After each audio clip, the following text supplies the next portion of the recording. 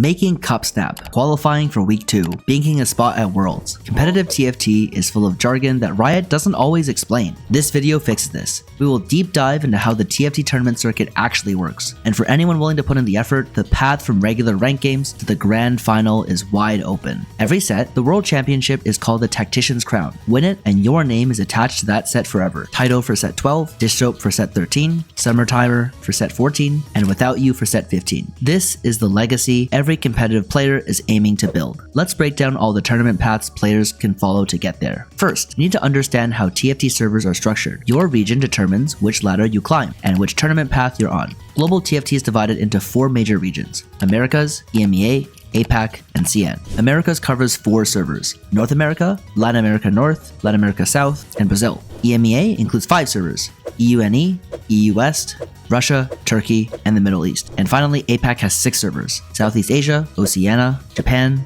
Korea, Taiwan, and Vietnam.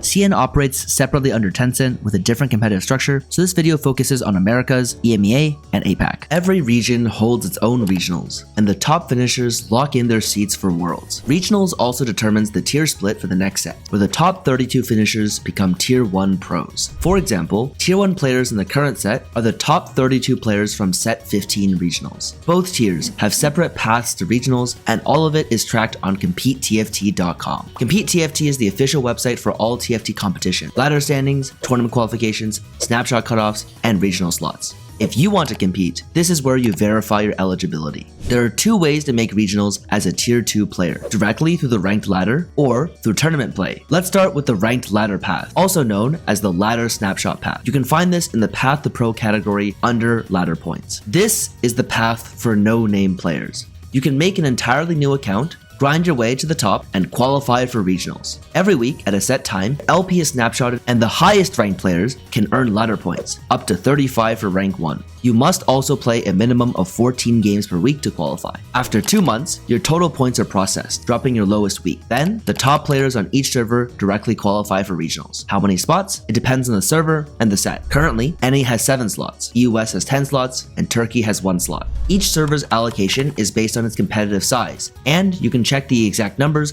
by looking at the shard you're interested in. You can register your shard based on the region you play in the CompeteTFT website. If you cannot find the shard, you unfortunately cannot qualify to regionals through this ladder path. The top finishers advance directly to week 1 of regionals if available. The rest advance to play-ins. For example, in NA, the top 2 advance directly to week 1, and the next 5 go to play-ins. On the other hand, Latin America North only has 1 spot, and it goes to play-ins. While this path seems simple, just maintain a high rank for a few weeks, it's actually extremely high variance. The higher your LP, the more you lose for a bot 4, making your rank quite volatile. And since every other top player is grinding the same snapshots, a lead is never safe. That's why most ladder players also compete in Tacticians Cups. The tournament path into regionals is built around the Tacticians Cup system, which is broken into 2 weeks of play. Week 1 is called the Tacticians Trial. Week 2 is the Tacticians Cup.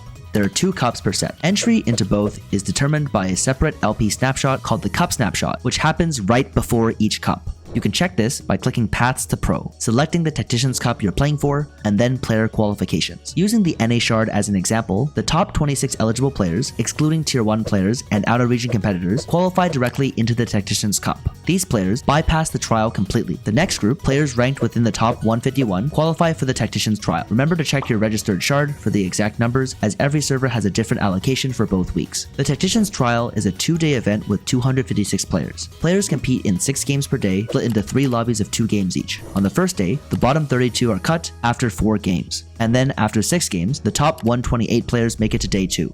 Scoring is placement based, with points awarded 1-to-1 with placement. First place earns 8 points, and 8th place earns 1 point. Lobbies are reshuffled every 2 games using snake seeding. On day 2, the top 64 players qualify into the Tacticians Cup. The Tacticians Cup is played over 3 days and begins with 128 participants. On day 1, all 128 compete in 4 games, with lobbies reshuffled every 2 games using snake seeding. After 4 games, the top 16 players advance directly to day 2. The bottom 24 are eliminated. The remaining 88 players then play 2 additional games. After those games, the top 48 advance to day 2 for a total of 64 remaining players. On day 2, 64 players compete in 4 games, again with lobbies reshuffled every 2 games. After 4 games, the top 8 players advance directly to day 3. The bottom 8 players are eliminated. The remaining 48 players play 2 more games, after which the top 24 advance to day 3, leaving 32 players. On day 3, 32 players compete in 3 games. After these games, the top 24 players continue and play 2 additional games. After 5 total games, the top 16 players play 1 more game. And after 6 total games, the top 8 players play 1 final game, which determines the final standings. The top 8 players qualify to Regionals Week 1,